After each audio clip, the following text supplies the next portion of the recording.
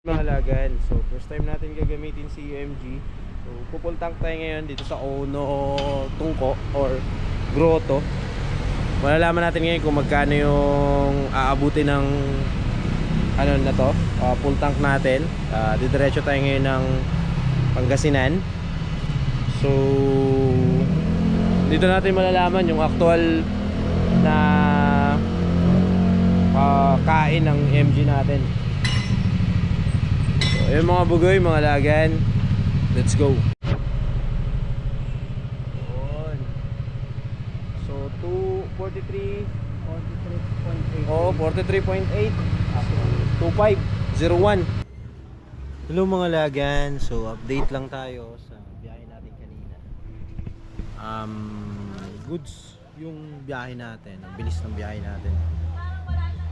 4.5 hours lang galing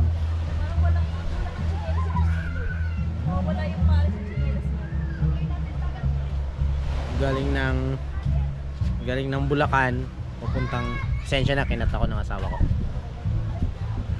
Galing ng Bulacan papuntang Patar Beach ay nabot kami ng 4.5 hours gamit ang G50 natin.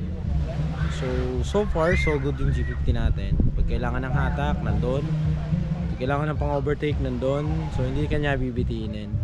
Siguro sa mga nagsasabing nabibitin sila sa G50 dahil sa siguro mga muscle car na yung dala nila. Ako kasi nasanay ako sa Bios. So Bios ko, yun talaga nabibitin ako pag kailangan ko ng power to overtake yung nasa harapan ko. So pero ngayon kay G50, hindi ko na siya nararamdaman. Pag kailangan ko ng power, the machine will give you. Bibigyan ka ng machine para ma-overtakean mo yung harap mo. Nasa harap mo. So power itself walang problem sa akin. Walang delay para din sa akin. Hindi naman kasi porket pag pindot mo ay pag-apak mo ng silinyador, automatic ano ka na agad, sandaan ka na agad. Siyempre may acceleration pa rin.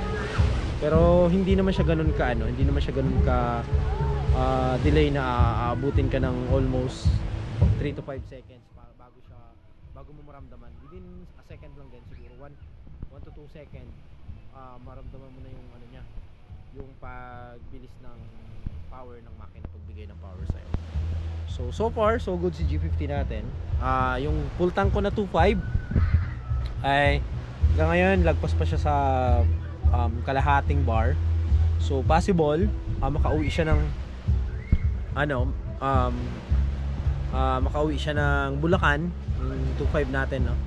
2.5 gas natin, makauwi siya ng Bulacan. So mamaya pagdating natin ng Bulacan, magagas tayo ulit para malaman natin kung magkano yung nagastos natin lahat. O hindi kaya, so far hindi tayo maggas, yun yung magiging parameter natin, yung paggas natin kanina na 2,500 yung ginas natin. So far so good si G50 mga lagan, mga bro. Let's go mga lagan. So success G50, isang full tank 2.5. Nakarating tayo ng Bolinao, balikan. Di tayo nagas. Ngayon pa lang tayo magagas. So same lang tayo ng pinagasan ng pag-alis natin. Halos dito rin tayo nagas noon. Iba lang, hindi tayo nakapaggas sa Petron. Ngayon sa Petron tayo nagas. So matipid talaga siya. Natipid din siya sa long drive, no? So hindi lang siya pag city drive, siguro doon tayo nagka-problema pag city drive. So yun mga bugoy, mga lagan, check natin kung magkano tayo. Yun. So yun mga bugoy, naka ilang liters tayo? 47 liters ang lahat na nagastos natin. Tapos naka ilang kilometro tayo? 450 nung naggas ako. Divide times mo, divide mo nga pangit. 600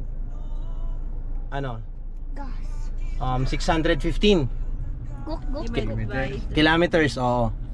47. Times divide mo by 47. 13? 13.08. So nasa 13 kilometers, 1 liter tayo mga lagan. So yun mga bugoy, mga lagan, let's go.